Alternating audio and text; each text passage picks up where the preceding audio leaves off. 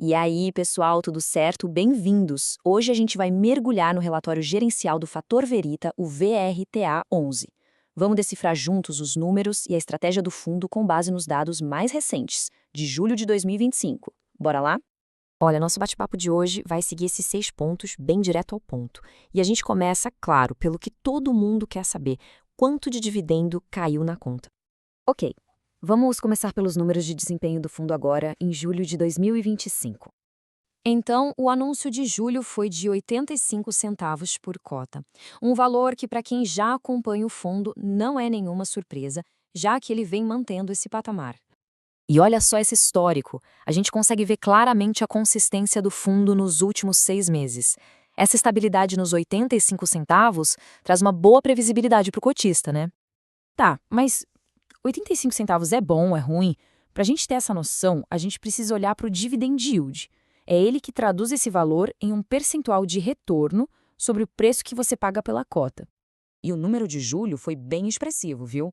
Com a cota fechando em 77,23, esses 85 centavos representaram um dividend yield de 1,10% no mês.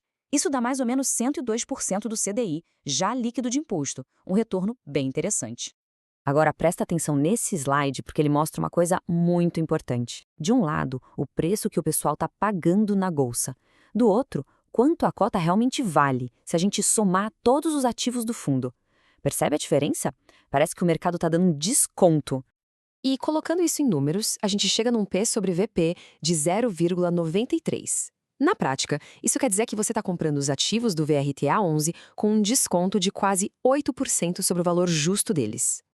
Beleza, a gente viu quanto foi pago. Mas a pergunta de $1 milhão é: de onde veio esse dinheiro? O fundo está gerando caixa suficiente? Vamos espiar o fluxo financeiro. Essa tabela aqui resume tudo. O fundo gerou um resultado de 90 centavos por cota, depois de pagar todas as despesas. Mas na hora de distribuir, ele entregou 85. Ou seja, ele gerou mais caixa do que pagou. Isso é um sinal de saúde financeira. E para onde foram aqueles 5 centavos que sobraram? Eles foram direto para a reserva do fundo, que agora acumula 81 centavos por cota. Pensa nisso como um colchão de segurança, sabe? Ajuda a manter os dividendos estáveis lá na frente. Muito bem, agora vamos entrar no coração do fundo, no motor que gera esses resultados. A carteira de certificados de recebíveis imobiliários, os famosos CRIs. E olha, não tem nem discussão. A carteira é quase inteiramente ligada ao IPCA, o nosso principal índice de inflação. Isso significa que os rendimentos do fundo são projetados para te proteger da perda do poder de compra causada pela inflação. E não é só correção pela inflação, não. Além disso, a carteira ainda entrega um prêmio, um juro real médio de 5,66% ao ano. É uma taxa bem robusta, um retorno bem atrativo acima da inflação. Outro ponto super importante, e a inadimplência. Segundo o próprio gestor, a situação está bem tranquila. A grande maioria dos devedores está pagando em dia, o que mostra a qualidade da carteira de crédito.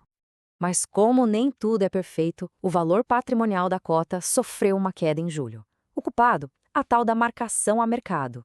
Basicamente, a expectativa de que os juros vão subir no futuro faz com que os títulos que o fundo já tem na carteira se desvalorizem hoje. Ok, mas o VRTA11 não tem só CRI. Ele também investe um pouquinho em outros fundos e utiliza um mecanismo chamado alavancagem. Vamos entender como isso funciona. O fundo tem uma pequena carteira de outros fundos imobiliários para diversificar. E essas aqui são as 3 maiores posições dele. É uma parcela pequena do patrimônio total, mas que ajuda a diluir o risco. O fundo também faz o que o mercado chama de operação compromissada. De um jeito bem simples, é como se ele pegasse um empréstimo de curto prazo, usando seus ativos como garantia, para poder investir em novas oportunidades e tentar ganhar mais do que o custo dessa dívida. É uma forma de alavancagem.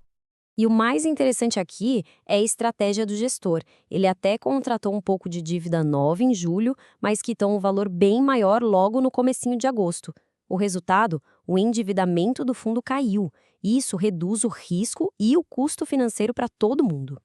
Tá, mas depois de todos esses números, o que a própria equipe de gestão tem a dizer sobre o momento do fundo e do mercado? Basicamente, o gestor reconhece que o cenário de juros está pressionando o preço da cota, mas ele enxerga o copo meio cheio. Ele destaca que essa queda no preço acabou criando uma oportunidade, gerando aquele dividend yield bem atrativo e o desconto no valor patrimonial que a gente já comentou. Certo?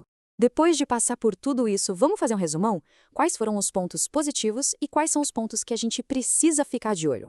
Olha, do lado positivo, a gente tem um dividendo bem robusto, um desconto claro no preço da cota, uma gestão de caixa que guarda dinheiro e a redução do risco da alavancagem.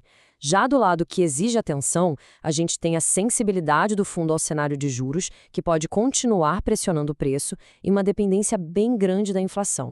E com isso a gente termina com uma pergunta para você pensar. Com esse desconto na cota e um dividendo atrativo, na sua opinião, os riscos do cenário macroeconômico valem a pena?